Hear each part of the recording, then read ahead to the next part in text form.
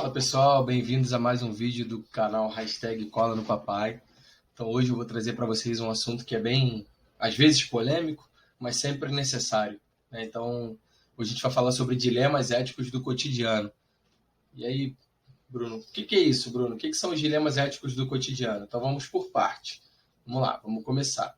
Para a gente entender quais são os dilemas éticos, a gente vai ter que entender, né, sobre moral e ética. Então, moral e ética, existem muitas diferenças, muitas pessoas não sabem, né, distinguir uma da outra, então a gente vai trazer para vocês. O que o papai vai trazer mais? O papai vai trazer, né, quais são os dilemas éticos contemporâneos. Alguns exemplos, né, os hábitos, que são vícios e virtudes, segundo Aristóteles, né, um grandíssimo filósofo que era discípulo de Platão, e aí a gente traz a conclusão. Vamos lá. Quem sou eu primeiro, né, pessoal? Então, me chamo Bruno Canelas, sou pai, administrador de empresas. Acredito que a comunicação simples, ela duplica, multiplica, conecta e interage. Então, há 14 anos eu trabalho em grandes empresas multinacionais e vou tentar trazer aqui nos meus vídeos para vocês algumas das experiências que eu adquiro, né, nesse ambiente corporativo que eu convivo todos os dias, né? Então, vamos lá. Vamos começar a brincadeira, né? Qual que é a diferença entre o charme e o funk, né? Então, quem conhece essa música, se não é da sua época, né? É da minha, então era viral, como dizem. Então, qual a diferença entre o charme e o funk? Um anda bonito e o outro elegante. Então, por que eu trouxe essa analogia para fazer aqui com ética e moral?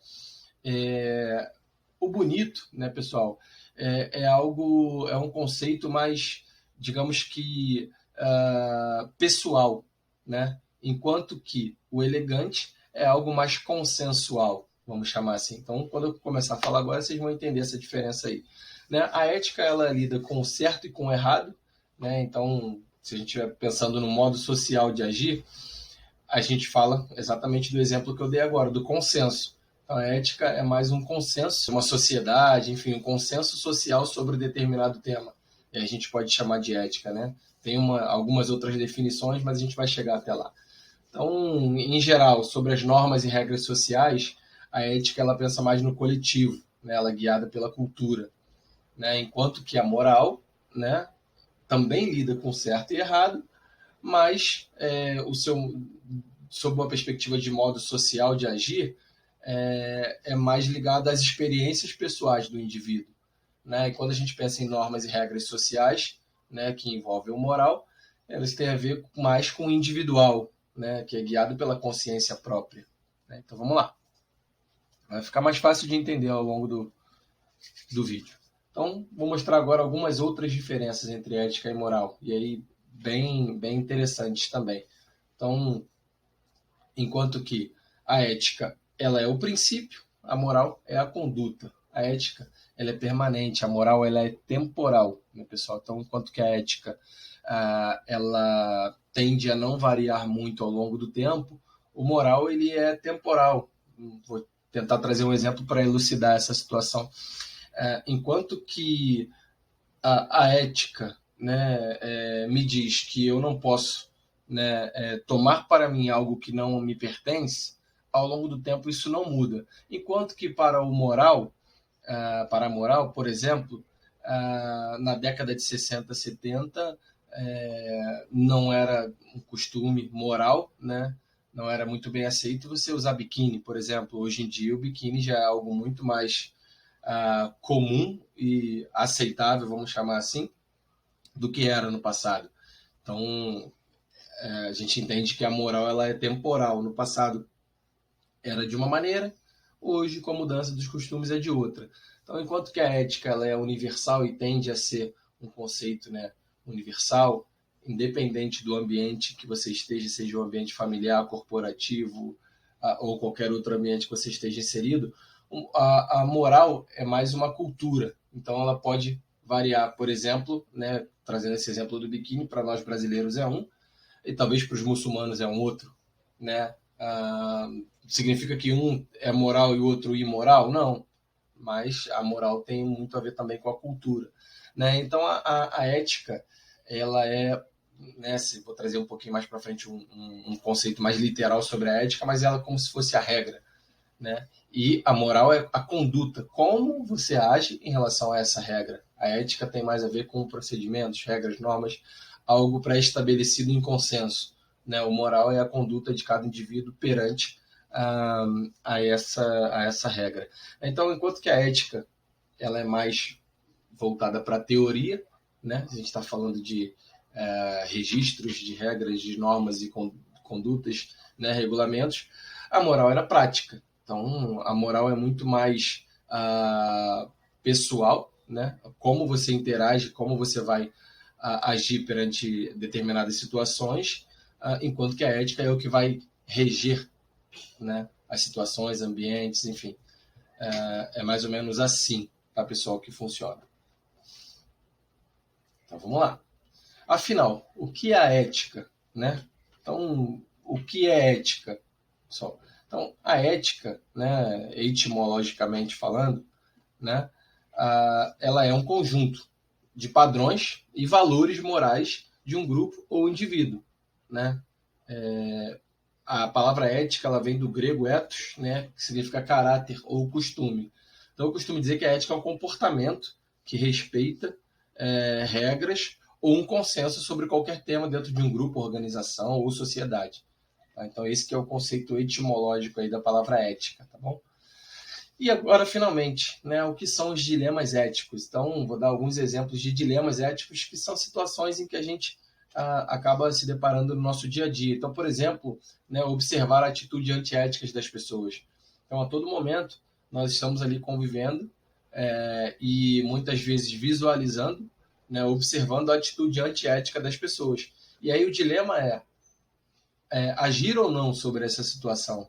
Então, outro exemplo é conviver com atos antiéticos, né, pessoal? Então, conviver no sentido de, muitas vezes, nós praticamos, e aí acabamos sendo hipócritas, né? Porque nós praticamos ações antiéticas e em outras áreas da vida a gente, né, quer tentar ser ético. Então, assim, esse é um conceito meu, pessoal, tá? Não existe meia ética, meia moral. Tá, pessoal? Então, ou você é ou você não é. Se você consegue, né, você é coerente, se você age de acordo com como você fala, pensa e divide, então você é coerente. E se você não faz, né, se você fala uma coisa e faz outra, ou se em determinada situação você age com ética, em outra situação você não age, na minha opinião, você é hipócrita. Né, e aí você não está agindo dentro da ética. Então, um exemplo, né? Eu sou uma pessoa super ética, eu sou honesto, eu não passo a perna em ninguém, eu não roubo, etc. Eu não puxo o tapete de ninguém no meu trabalho, mas se eu tiver uma prova para fazer e eu precisar muito daquele resultado, eu não vejo problema em eu fazer uma colinha aqui, porque não, isso aqui não vai prejudicar ninguém, então eu vou fazer. Então a gente tem que tomar muito cuidado, né, no nosso dia a dia com pequenas atitudes, porque às vezes a gente pode estar se contradizendo, a gente pode estar contra os nossos próprios princípios, às vezes por desconhecimento, né, ou, enfim, por querer mesmo negligenciar, né, o que é necessário, né, pessoal? Então, um outro exemplo são usar meios ilícitos para atingir metas e objetivos. Então, exemplos claros aí, você precisa fechar um contrato, se é funcionário de uma empresa, precisa fechar um contrato, e você tem várias opções e alguma delas te oferece algum benefício próprio e você decide por escolher por essa opção para ter um benefício próprio, né? Então, assim, é um grandíssimo exemplo, né? E é a propina, o famoso suborno, né? Então, entre outros exemplos que a gente pode citar, né, de quando você se utiliza de meios ilícitos para atingir os seus objetivos, né? Então, esses são alguns dos dilemas éticos, são exemplos dos dilemas éticos. E aí vem aquela questão, né, Bruno? Mas como que eu vou lidar com esses dilemas que eles acontecem todos os dias, o tempo inteiro na nossa vida e às vezes a gente nem se dá conta do que está acontecendo? Então, assim, a minha dica a gente precisa de ferramentas, né? Eu acho que o importante é que a gente comece, que a gente busque um caminho e que a gente use ferramentas disponíveis para que a gente consiga atingir nossos objetivos. Então, se o nosso objetivo é nos tornarmos uma pessoa ética e coerente, Então, algumas das minhas dicas são reconhecer erros.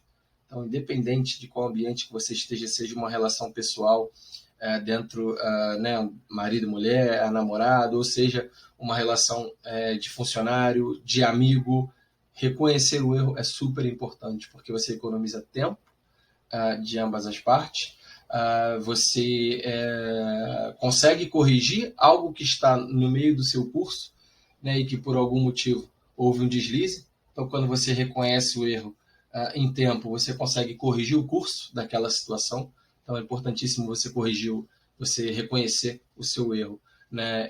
É digno, inclusive. E agir corretamente sempre. Então, se você buscar agir sempre corretamente em todas as situações, de acordo com os valores que você compreende, você já está num caminho bem correto para você agir de maneira ética em todas as situações. Uma outra coisa que você pode fazer é alertar sobre atitudes de pessoas, né, que você enxerga, que você vê, que você tem acesso, e que a pessoa talvez não tenha consciência de que aquela atitude dela pode estar sendo antiética. Então, acho que é papel nosso, né, sempre com cuidado, alertar também sobre atitudes antiéticas, respeitar leis, respeitar normas, procedimentos. Então, se você está dentro de uma escola, respeitar as normas daquela escola. Se você precisa usar uniforme, usar o uniforme. Se você está dentro de uma corporação e que você não pode divulgar informações, respeitar e não divulgar informações que são sensíveis, confidenciais. Se você está dentro de uma relação, né, então você ser honesto, né, respeitar, né, o seu companheiro, não fazer com o seu companheiro o que você não gostaria que fizesse com você, né? Honestidade está muito ligada, né, ao fazer a coisa certa, não buscar atalhos. Existe sempre o caminho, né, correto e o caminho mais fácil. 90% das vezes o caminho correto ele não vai ser o mais fácil, mas e aí por isso muita gente tem a tendência, né, de buscar os atalhos. Mas cuidado, pessoal, cuidado com os atalhos, porque os atalhos eles quase que sempre nos levam por caminhos que não são, né, os melhores, vamos chamar assim, né? E respeitar direitos das pessoas, respeitar sentimentos, respeitar sempre o próximo, tá? E na dúvida sobre alguma situação que você não tenha certeza de como agir, se você não sabe, né, é o famoso dilema, pergunta, pesquisa, tenta aprender, né? E se você errar, reconhece o erro e você pesquisa, pergunta para entender como você deveria ter feito, para que você possa melhorar e evoluir como ser humano, como profissional, né? Como parceiro, como companheiro, como pai, como filho, enfim. E aí a gente vai falar um pouquinho agora sobre filosofia, gosto muito. Uma frase aí marcante, né, de Aristóteles, que era um filósofo grego, discípulo de Platão, que ele dizia hábitos dignos de louvor. Para ele, né, a frase dele é: não existem virtudes inatas, todas elas se adquirem por repetição dos atos. Então, nada mais é do que pegarmos as ferramentas que a gente viu no slide anterior e tentarmos nos condicionar a nossa mente, o nosso comportamento, para repetir essas ações e assim tornar hábitos, né? Tornar hábitos e virtudes. Aristóteles também falava sobre virtudes cardeais, né? Segundo eles, são algumas principais virtudes que nós precisamos ter, mas não é de qualquer maneira que a gente tem que usar essas virtudes, né? Então a gente também tem que tomar muito cuidado. Por quê? Porque as virtudes, Aristóteles falava que elas precisam estar no justo meio, né? Então elas não podem, você não pode ser nem ter vício por falta e nem ter o vício por excesso. Então a gente tem a virtude e tem o vício. Então a virtude ela tem que estar no justo meio. Se você tem o vício, seja por falta ou por excesso, você está no caminho errado. Então alguns exemplos, né, existem vários outros, mas alguns exemplos, né, dessas virtudes cardeais são a coragem, né? Então se você tem você precisa ser corajoso. Mas se você for corajoso demais, você pode ser imprudente. E aí, de repente, é aquele cara que pega o carro e acha que é o melhor piloto do mundo e acha que pode andar acima da velocidade que não vai ter problema nenhum. Aí ele já está sendo imprudente. Então ele já passou do corajoso, ele está sendo imprudente, pode causar um acidente, pode colocar em risco outras pessoas, inclusive ele próprio. Então, ao ponto que ele também não pode ser covarde. Então é uma pessoa que tem uma ideia brilhante numa reunião, mas com medo, né, talvez da ideia não ser aceita, ele não traz e não expõe essa ideia. E aí ele faltou coragem, de repente a ideia era uma ideia magnífica que traria vários resultados positivos para ele e ele não trouxe porque foi covarde. Então, o justo meio seria ter a coragem. Um outro exemplo é calma, mansidão. Então, a pessoa precisa ter calma em todas as situações. A gente sabe que é cada vez mais difícil isso, mas aí a gente entra em outro tema que a gente vai falar em outros vídeos sobre inteligência emocional. Mas o que é o vício por excesso, né, na calma? Então, é quando a pessoa ela tem a fúria, quando ela é destemperamentada, quando qualquer situação, por mais simples que seja, traz algum desconforto para ela e ela reage, é muito reativa. Né? Então, você não tem a calma, você tem a fúria. Enquanto que você ser apático, de repente, a situação que você pode intervir e pode resolver, e você prefere ficar apático, você prefere deixar a poeira baixar, a situação às vezes passa, você não resolve ou não dá a informação que você teria, que poderia ajudar, porque você prefere não se indispor. Não, então o mundo pode estar caindo ao meu lado. Ninguém mexeu comigo, não tem nada a ver comigo, eu vou ficar aqui no meu cantinho. Então cuidado, pessoal, porque também não é legal. Então, se você pode interferir naquele meio, situação, conflito, e de maneira a apaziguar, de uma maneira positiva, e você não faz, aí talvez você também não está no caminho certo. Tá? Então, a modéstia, então você precisa ser modesto, mas não significa que você pode ser descarado. Né? Então, modéstia é você entender quais são, né, as suas virtudes, os seus defeitos, e não fazer disso trampolim sobre as pessoas. Ao ponto que, se você passar do ponto e você não tiver modéstia, você acaba sendo descarado, enfim, e você acaba passando mesmo do ponto. Ao ponto que, se você tiver muita modéstia, você acaba se acanhando. Então, cai lá no exemplo anterior da apatia, do acanhamento.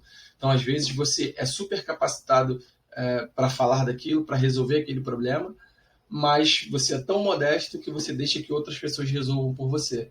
E aí você acaba ficando para trás. E por último, a generosidade. Pessoal, então, se ser generoso não significa você esbanjar. Né? Então, eu sou super generoso. Todas as pessoas que me pedirem dinheiro na rua, eu vou dar para todas elas e vou postar na internet para dizer que eu sou um cara super generoso. Na verdade, não. Na verdade, você está esbanjando ali, é diferente. Né? Ao ponto que você também não pode ter a avareza, que é quando falta generosidade, que é quando você, por exemplo, tem o conhecimento, né? Você está, sei lá, na sua vida profissional, você conhece sobre uma atividade e você não divide aquele conhecimento com ninguém. Porque aquela pessoa ali, ela não pode chegar até onde você chegou. Mesma coisa o financeiro, quando você não faz caridade, quando você não ajuda a sociedade, quando você não tem um trabalho voluntário que possa contribuir para as pessoas, então você também está no nível de falta, né? E aí não está no justo meio, segundo Aristóteles. Entre outros exemplos de outras virtudes, tá, pessoal? A gente pode trazer e explorar muito mais elas, esse é um assunto bem rico, a gente pode trazer em outros vídeos, esse vídeo já está ficando bem longo, mas é muito interessante. Então eu queria agradecer a vocês, quem ficou comigo aí até o final, muito obrigado. Eu não gosto de falar lá no início, pedir para me seguir, se inscrever, eu acho que se o conteúdo te prendeu até aqui, se te ajudou em alguma coisa, é agora a hora que você vai lá e vai se inscrever no canal, e vai ativar o sino, né, para assistir os próximos vídeos, e com certeza os conteúdos eles tendem a melhorar, né? A gente está começando aqui o canal, então muito obrigado e até o próximo vídeo, tá, pessoal?